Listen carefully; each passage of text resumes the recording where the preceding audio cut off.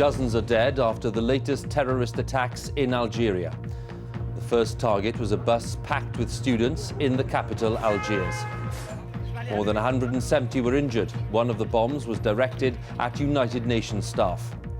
I'm shocked. It is an outrage. This is something that doesn't make sense at all. A short while ago, Al-Qaeda said it was responsible. Also tonight, police pay. Now the government is under growing pressure to relax its policy. Anne Darwin, whose husband went missing for 5 years, says she's sorry for any distress to family and friends.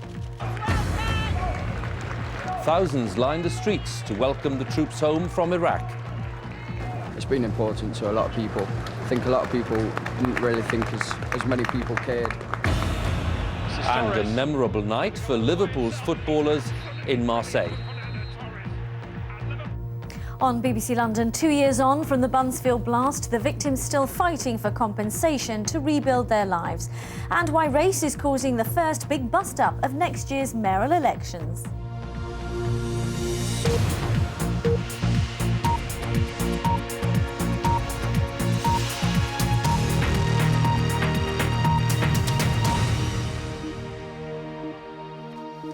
Good evening. Dozens of people have been killed in 2 bomb attacks in Algiers. More than 170 were injured.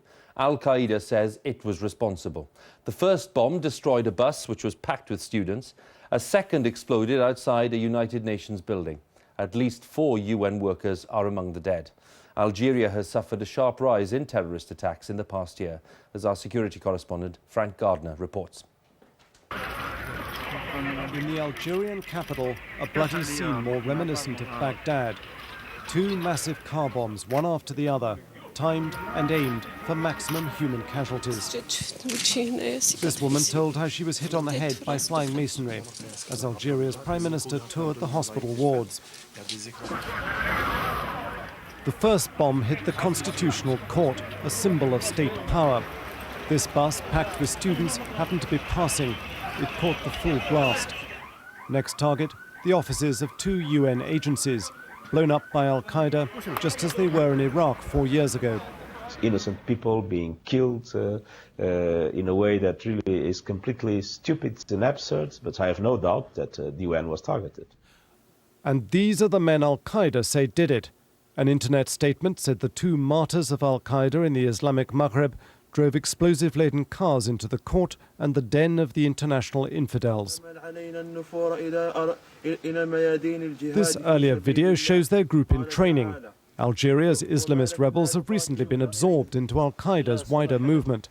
They're no longer just targeting Algerian police and soldiers, they're also trying to drive all foreigners out of North Africa. One of the key aspects to Algeria's violence is the Iraq factor. After fighting the coalition and Iraqi government, many Algerian jihadists have come home to North Africa.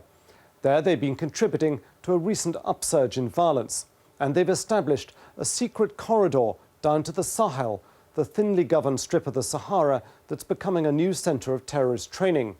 This rebranded movement is part of a global jihad.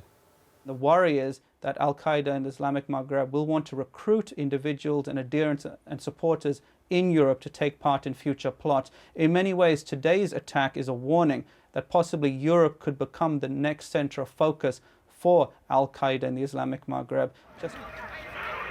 Algiers has been bombed before this year, but the capital's stunned residents will now be wondering if this means a return to the pattern of violence that claimed nearly 200,000 lives in the 1990s. Tonight, 5 survivors were pulled alive from the rubble.